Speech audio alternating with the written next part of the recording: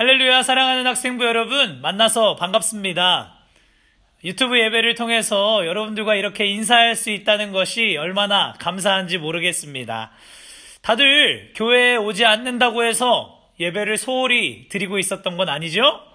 오늘 말씀을 통해서 여러분들이 은혜를 충만하게 받았으면 좋겠습니다. 그리고 그 은혜를 가지고 한 주간 살아가는 우리가 되기를 간절히 소망합니다. 여러분, 오늘이 무슨 주일인지 아시나요? 다음 주일 먼저 이야기해 볼까요? 여러분, 4월 12일 다음 주일은 무슨 주일일까요? 아마 이 주일은요, 기독교인들이라면 가장 기다리는 주일이 아닌가 싶습니다. 또한 그리스도인이라면 누구나 가장 소중히 여겨야 되는 주일이라는 생각이 듭니다. 바로 다음 주일은 부활 주일입니다. 그렇다면 이번 주일은 무슨 주일일까요? 바로 종려 주일인데요. 여러분, 처음 듣는 단어인가요? 설마 그러진 않겠죠? 조금 어려워할 수도 있겠지만 걱정하지 마십시오. 제가 지금부터 차근차근 설명해 드리도록 하겠습니다. 예수님께서는 예루살렘 주변 지역에서 주로 사역을 하셨습니다. 우리가 들어본 베들레헴, 여리고, 수가, 가버나움과 같은 곳인데요. 예루살렘에는 과연 예수님이 그곳에서는 언제 사역을 하셨을까요? 예수님이 사역을 하신 기간은 여러분 총 3년입니다. 그 기간을 우리는 공생애라고 이야기를 합니다. 그 공생애 기간 중 예수님께서 예루살렘에서 사역을 하신 기간은 얼마 되지 않습니다. 공생애 3년 차인 마지막 그 3년 때에 나중에 이제 예루살렘으로 올라가시게 되는데요. 아마 그때 이외에는 절기를 지키러 몇 번 올라간 적이 아마 다일 것 같습니다. 그런데 오늘 본문 말씀 21장 위에 보니까요, 예루살렘에 입성하시다라고 기록되어 있습니다. 여러분 다 같이 성경 보고 계시죠? 예수님이 이제 예루살렘으로 들어가시려고 하고 계시다라는 겁니다. 그 이야기를 제가 지금부터 쭉 해나가려고 하는데요. 잘 집중해서 들으셔야 됩니다. 예수님께서는요, 제자 2명에게 이렇게 말씀하십니다. 새끼 나귀를 끌고 오라고 말씀하십니다. 새끼 나귀. 나귀 새끼인가요? 나귀 새끼는 욕인가요? 죄송합니다. 욕한 건 아니고요. 네, 예수님께서요, 어쨌든 제자 2명에게 새끼 나귀 한 마리를 끌고 오라고 말씀하셨다라는 겁니다. 그리고 다른 사람이 무엇을 하느냐라고 물으면 예수님께서 이렇게 대답하라고 하십니다. 주님께서 사용하시려고 하십니다 라고 대답을 하라고 말씀하십니다. 그러면 당연히 제자들에게 그 나귀를 내어줄 것이다 라고 말씀을 하시는 것입니다. 예수님께서 예루살렘에 올라가시려고 하실 때에 걸어가려고 하신 것이 아니고요, 나귀를 타고 가려고 하셨습니다. 그런데 그냥 나귀가 아니라 아까 뭐라고요? 나귀 새끼? 아닙니다. 새끼 나귀를 타고 들어가려고 하셨다라는 것입니다. 여러분, 그 이유가 뭘까요? 우리 4절 말씀 한번 볼까요? 4절 말씀에 이렇게 기록합니다. 선지자를 통하여 하신 말씀을 이루려고 하셨다라고 기록되어 있습니다. 그리고 5절에 이렇게 써 있습니다. 시온 딸에게 이르기를 내 왕이 내게 임하나니 그는 겸손하여 나귀 곧 멍에 매는 짐승의 새끼를 탔도다 라고 기록하고 있습니다. 여러분, 이게 무슨 말이냐?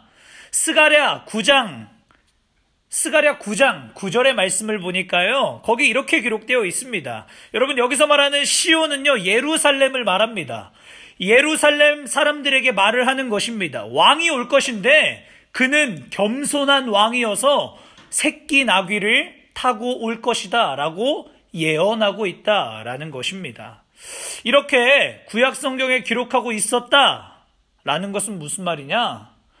예수님께서 구약 성경에 예언된 왕이다라는 것을 의미하고 있습니다. 자, 그리고 나서요, 예수님이 정말로 새끼 나귀에 올라타셨습니다. 그리고 예루살렘 성 안으로 나귀를 타고 올라가셨습니다. 그러자 8절 말씀 볼까요? 대다수의 사람들은요, 자신들의 겉옷을 벗어서 길에 펴놓았다고 기록합니다. 또한 다른 사람들은 나뭇가지를 베어다가 예수님이 가시는 그 길에 바닥에 깔아 놓았다라고 말씀은 기록하고 있습니다.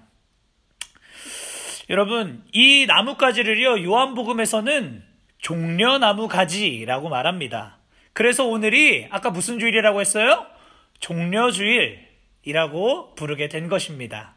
여러분, 오른쪽에 보이는 그 나무가 바로 종려나무입니다. 뭐처럼 생겼어요? 야자수처럼 생겼습니다. 혹시 저의 고향인 제주도가 떠오르시나요? 근데 여러분, 이 나뭇가지를 왜 꺾어서 예수님의 가시는 길에 깔아 놓았느냐 하는 것이 중요합니다. 종려나무는요, 보통 승리와 기쁨의 상징이라고 합니다. 왕이나 전쟁에 승리한 장군을 환영할 때 수많은 백성들이 종려나무 가지를 꺾어서 그 말들이 행차하는 곳에 이 가지를 깔아 놓았다고 분명히 이야기하고 있습니다. 이스라엘 백성들이 새끼 나귀를 타신 예수님이 가시는 그 길에 자신의 겉옷을 벗어서 펴놓고 또한 그 종려나무 가지를 꺾어서 펴놓은 이유는 무엇이냐? 바로 예수님을 왕으로 인정하고 환영하고 있다라는 것입니다. 그리고 예수님이 가시는 길에서 백성들이 이렇게 외쳤습니다. 9절 말씀 한번 볼까요? 호산나 다윗의 자손이여 찬송하리로다. 주의 이름으로 오시는 이여 가장 높은 곳에서 호산나 라고 성경은 기록하고 있습니다. 여러분, 바로 예수님을 찬양하고 있다라는 것입니다. 호산나 라고 외칩니다. 여러분, 이 호산나라는 단어 처음 들어보시나요? 아닐 거예요. 우리는 이미요, 수많은 찬양, 찬송가를 통해서 이 단어를 접해 보았습니다.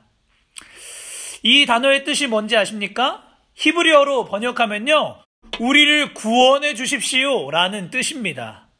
그러니까 이렇게 외친 거예요. 예수님께 다윗의 자손이여 우리를 구원해 주세요 라고 백성들이 외치고 있었다라는 것입니다. 여러분, 생각만 해도요, 그 장소를 한번 생각해 보면 엄청난 축제의 현장이었던 것처럼 느껴집니다.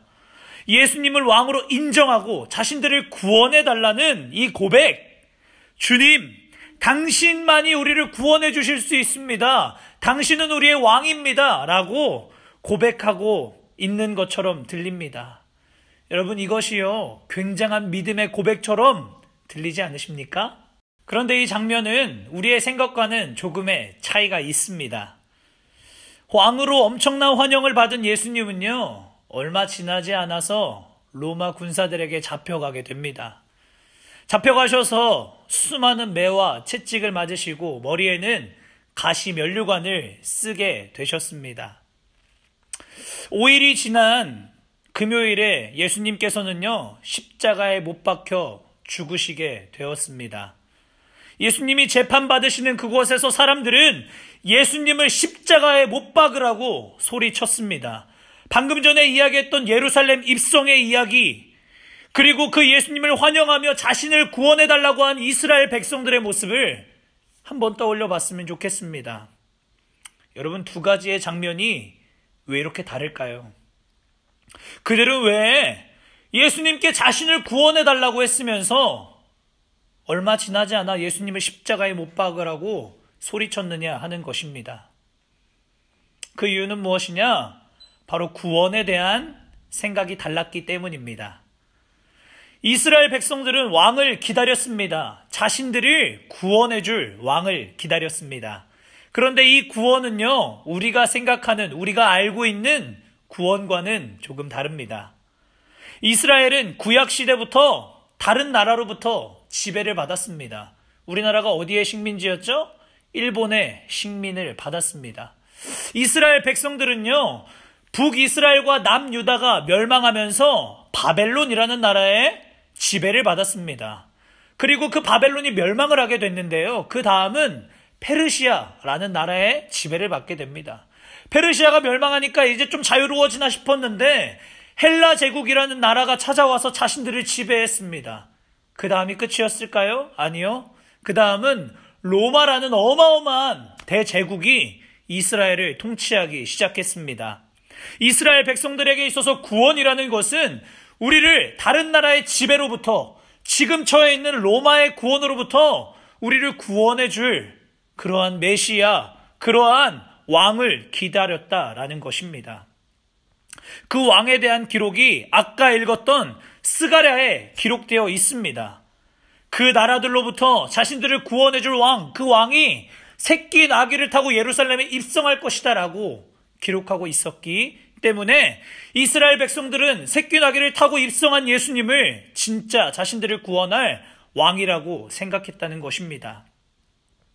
그런데 예수님에게서는요, 자신들을 구원할 모습이 점점 보이지 않는 것처럼 느껴졌습니다. 자신들이 기대했던 다윗과 같은 어마어마한 권력을 가진 왕이 아니었다라는 것입니다.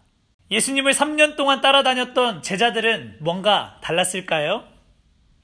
예수님은요, 계속해서 제자들에게 이렇게 말씀하십니다. 나는 죽고 3일 만에 부활할 것이다 라고 제자들에게 끊임없이 말을 하였습니다.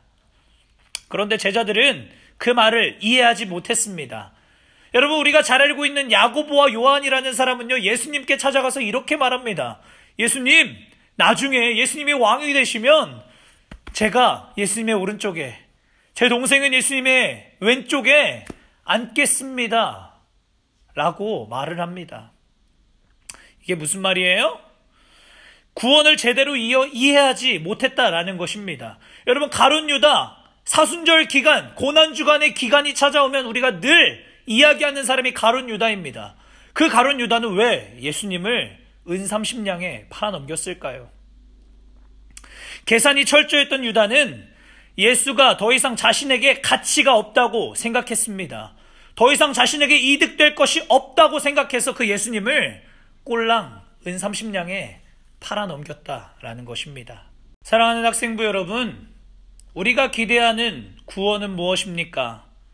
우리에게 있어서 예수님은 무엇을 위한 분이시냐 하는 것입니다. 예수님을 통해서 지긋지긋한 흙수저의 삶을 구원받고 싶어하고 있진 않습니까? 내 삶을 반짝반짝 빛나게 해주실 분으로 예수님을 기대하고 있진 않습니까? 혹시나 예수님을 따르면 나중에 좋은 자리를 얻을 것으로 기대했던 제자들의 모습이 우리에게 있진 않습니까? 맞습니다. 여러분, 우리의 삶이 구원받아야 되는 것 맞습니다. 나의 어려움에서의 구원, 우리 가족 안에 있는 고통에서의 구원, 사회 속에서의 구원, 여러분 모두 다 필요합니다. 그런데 지금 우리가 가장 갈급해야 되는 것은 무엇이냐? 바로 죄에 빠져 있는 나의 영혼이다라는 것입니다. 그것이 가장 먼저 되어야 할 것인 줄로 믿으시기를 바랍니다. 예수님께서는 이 땅에 우리를 위해 죽으러 오셨습니다. 우리가 그 죽음의 의미를 바로 알아야 하지 않을까요?